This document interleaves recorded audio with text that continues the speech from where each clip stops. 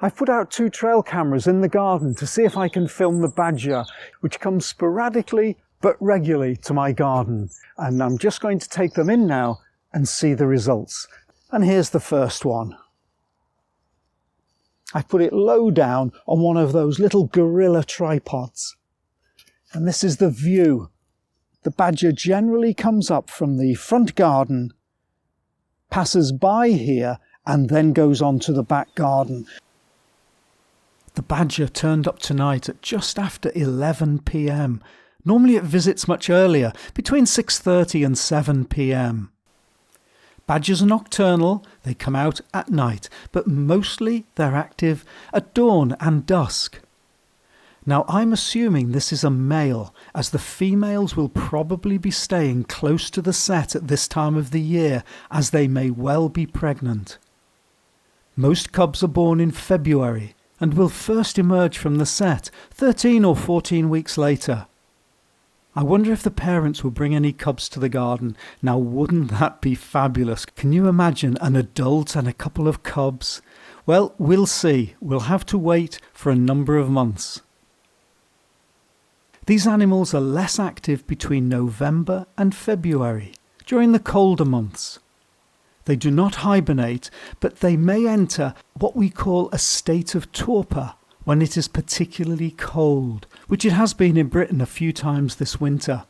This means they will remain in the set for several weeks, saving energy but using up their fat reserves gained over the summer and autumn.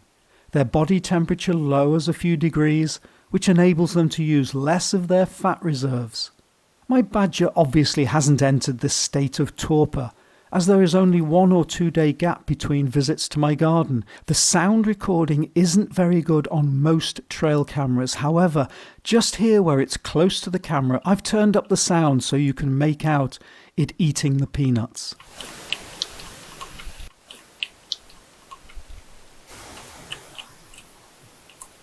You'll notice there's a temperature on the trail cam banner along the bottom of the video. It's not always accurate, but it does give an idea of the temperature. This is the European badger with the Latin name Meles meles.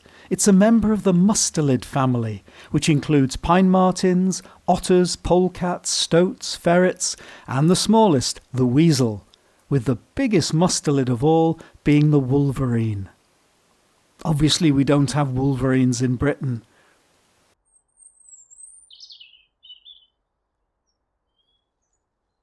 So that's the first camera. What's this? This is the Campark T180.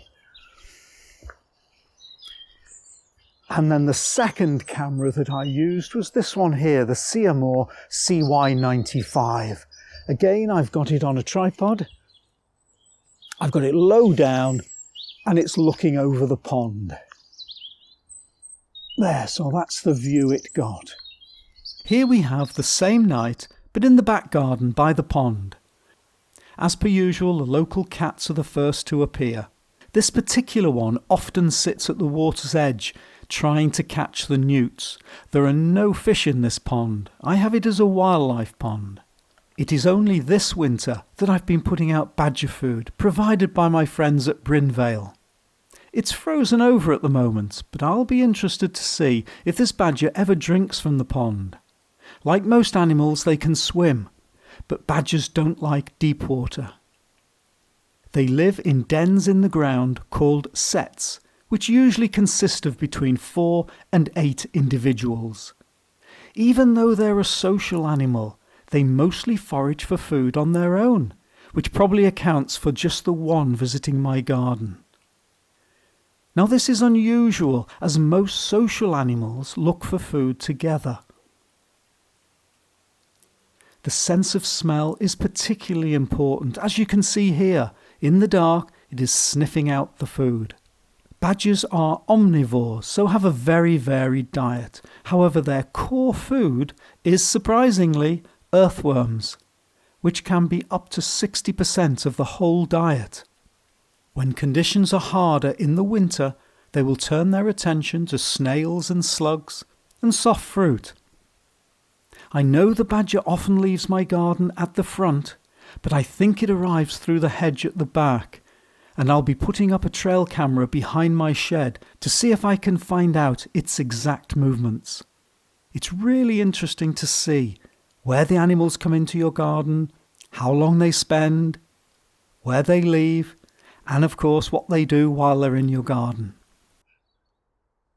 Take this one in as well. It's been raining this morning, so they're quite wet. As you can see, both of these trail cams are very similar. They both shoot 4K at 30 frames per second. There's a link in the description below to these two cameras and also to the reviews I've done. Please give the video a like if you've enjoyed seeing my nocturnal visitor, and I hope it's encouraged you to film what's in your garden at night. I think you might be surprised, and I'll see you next time. Bye.